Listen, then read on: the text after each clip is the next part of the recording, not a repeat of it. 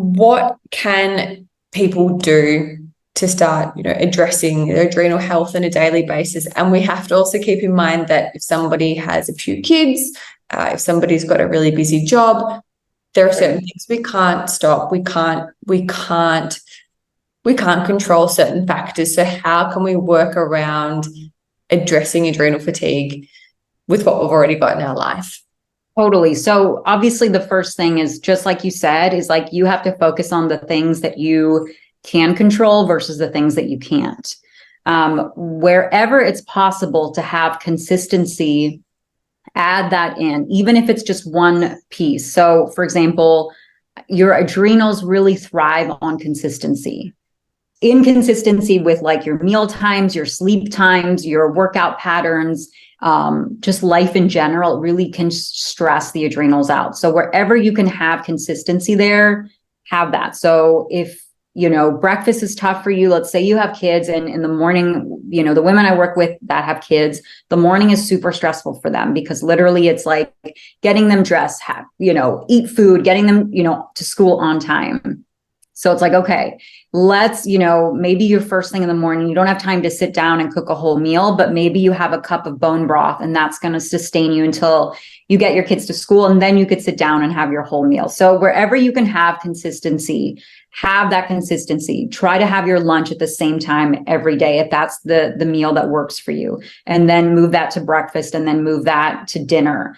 I would definitely start with not skipping meals. That would be one. And then your goal is to maybe have those meals within an hour window, because we don't want the body guessing and feeling unsure and stressing out essentially of, okay, when is that fuel coming? Because yesterday it came at this time and last week it came at this time. It's very stressful for the adrenals.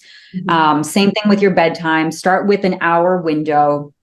I know at night, a lot of times people are doing things to like wind down, but those things actually wind us up if we're on the phone or computer or anything like that.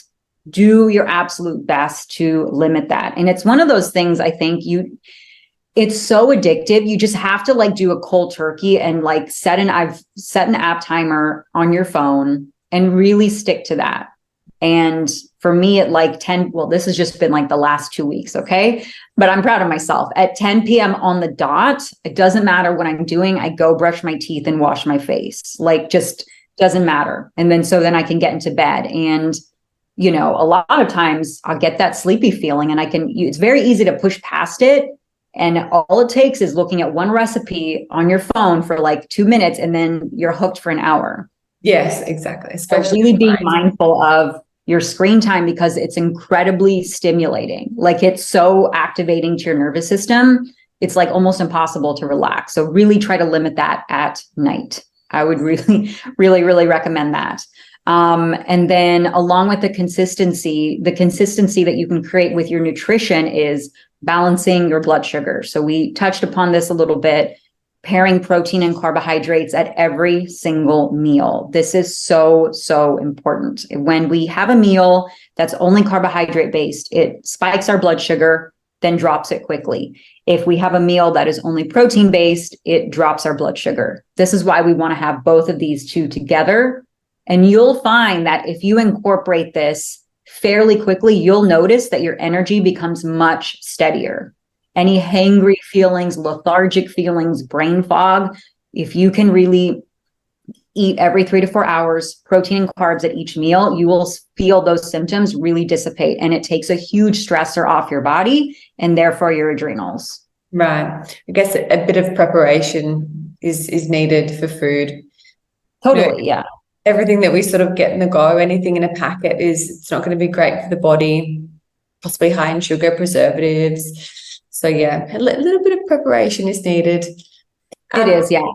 Exercise, that's also a massive one. So HIIT classes doesn't suit everybody, and it doesn't really suit women or men who are struggling with adrenal fatigue. So, but why? Why is that? Well, what's interesting about HIIT classes, and I'm not going to go on a tangent here, but the fitness industry in general, it's essentially a marketing gimmick.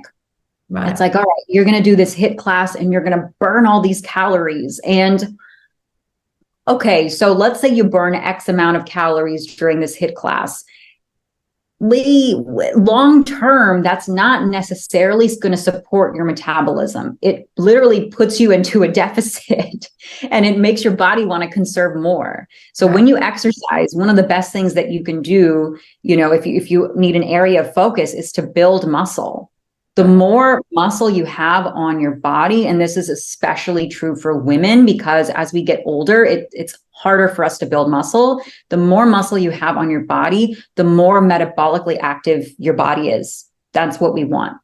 And you're doing a HIIT class, especially if you're doing it on a regular basis.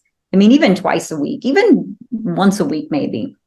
All it's doing is doing the opposite. You're not building anything. You're not adding to your metabolism. You're just putting your body in a deficit. And again, I think that it's mimicking that fight or flight state. You're like breathing crazy. Your heart is racing. And it's just not something the body is equipped to do for like an hour-long class, let alone, more than once a week.